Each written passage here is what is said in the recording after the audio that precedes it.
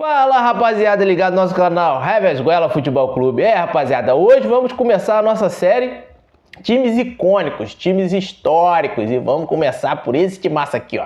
Esse timaço aqui que vocês estão vendo aqui embaixo aqui. Mas antes de falar desse timaço, eu gostaria de pedir a vocês que se inscrevam no nosso canal, deixem o seu like, compartilha. Não se esqueça de deixar o seu like, hein? Compartilha, dá aquela moralzinha aí pro Pretinho de Bel. Rapaziada, hoje vamos falar do Vascão, campeão de 1989. O Vascão tinha um timaço. Esse time do Vasco era muito bom, rapaz. Quem teve a oportunidade de ver. E eu tô vindo aqui prestar essa homenagem aos vascaínos, né? Todos sabem que eu não sou vascaíno, né? Não sou vascaíno, mas eu sou futebol do Rio de Janeiro. E esse time é muito emblemático, por quê? Porque o meu irmão é vascaíno e ele espalhou foto, quando o Vasco foi campeão, ele espalhou foto tudo quanto é lado no nosso quarto, né? Ele espalhou foto e todo dia que saía alguma coisa do Vasco, ele colava lá. Então, eu sei a escalação desse time até hoje de cor. Vou falar para vocês aqui a escalação. O goleirão era o Acácio. O lateral direito era o Luiz Carlos Vinck, jogava muita bola, Luiz Carlos Vinck, né? Tinha sido vice-campeão jogando pelo Internacional, foi vice-campeão em 87, o Mengão foi campeão. O zagueiro era o Marco Aurélio, que era oriundo da base, e o Quinones, que era um equatoriano, rapaz, tinha um cabelão black, porra, jogava muita bola, batia até, rapaz, na sombra dele, né? E tinha feito uma boa Copa América, né? E o Vascão pegou. E fechando ali a linha defensiva, o lateral esquerdo era nada mais, nada menos que o Mazinho. Mazinho, que é o pai do Rafa Alcântara e do Thiago Alcântara. Mas o Mazinho foi campeão em 94 com a seleção brasileira, né? Todos sabem aí, seleção brasileira, o Mazinho jogava muita bola, né? Ele era o Coringa, jogava na lateral direita, lateral esquerda. Jogava no meio campo, jogava de volante, jogava um pouco mais avançado. Tanto é que na seleção ele foi campeão ali jogando na meiuca. E na volância ali é o Zé do Carmo, né? Um jogador ali que era o cara que sustentava ali a marcação. Zé do Carmo que tinha vindo do Santa Cruz, isso, Zé do Carmo do Santa Cruz.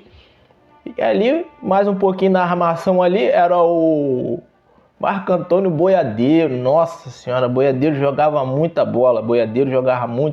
Camisa 8. Jogava muita bola, né?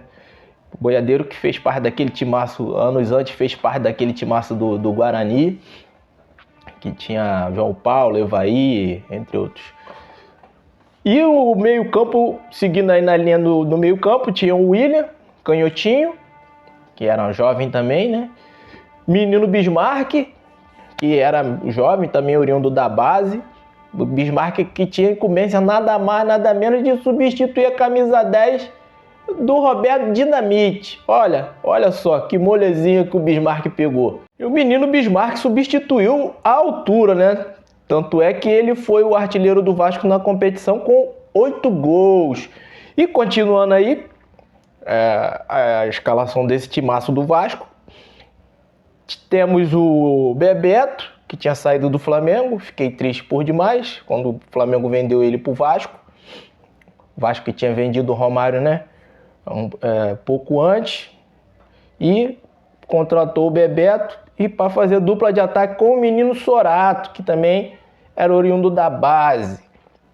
E nesse time ainda tinha os suplentes, hein? Olha, os suplentes, né? Célio Silva, que na época era um zagueiro promissor, depois virou um zagueiraço, né? Jogou no Corinthians, no Internacional, seleção brasileira.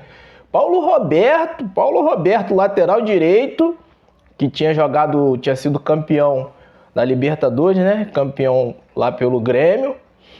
Andrade, multicampeão pelo Flamengo, Andrade. Tita também, né? Multicampeão, foi campeão em vários clubes aí, foi campeão mundial, campeão da Libertadores no Flamengo, foi campeão da Libertadores lá no Grêmio. O Tato, ponta esquerda, né? Que havia jogado no Fluminense anos antes. E o Vivinho, que era um ponta direita muito rápido, rapaz. Entre outros jogadores ali, né? Para fazer os suplentes do Vasco. E esse timaço do Vasco teve a campanha de 9 vitórias, 8 empates e apenas 2 derrotas. O Vasco fez 27 gols e tomou apenas 16. Na época, o regulamento era um pouco complexo, né? Era um pouco complexo. O Vasco, como teve a melhor campanha, o Vasco teve o direito de escolher, né, se ele ia jogar a primeira partida em casa ou fora. E o Vasco precisava apenas de 2 pontos para se consagrar campeão. Na época, aquela época, né, a vitória valia 2 pontos, ou então o Vasco podia jogar por 2 empates. Se empatasse lá, empatasse em casa, seria campeão. O Vasco optou por jogar a primeira partida fora e ganhou, e não teve a sequência, né? Não teve a segunda partida, porque era o regulamento da época. O Vasco ganhou lá 1-0, gol de menino Sorato, né? Eu lembro desse jogo, lembro desse gol do Sorato. Esse é um time muito emblemático. E marcou uma época, né? Esse time do Vasco marcou uma época que o Vasco já vinha ali de 2 campeonatos estaduais, né? 87, 88, ganhou em cima do Flamengo. O Romário, né, brilhando, né? Teve um que foi o Cocada que fez o gol.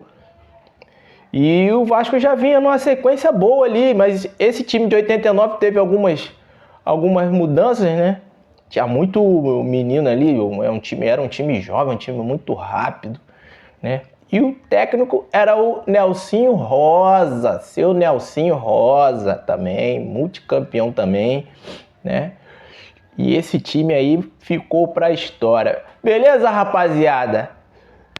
Não se esqueça de acompanhar que vai vir mais times históricos aí, beleza? Vou tentar fazer um por semana. Próximo time aí, provavelmente eu vou colocar o Fluminense, campeão de 84, para você estar acompanhando aí, beleza?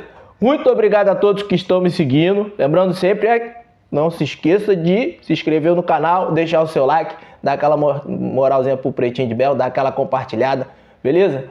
Pouco com Deus é muito, muito sem Deus é nada. Até o próximo vídeo, valeu!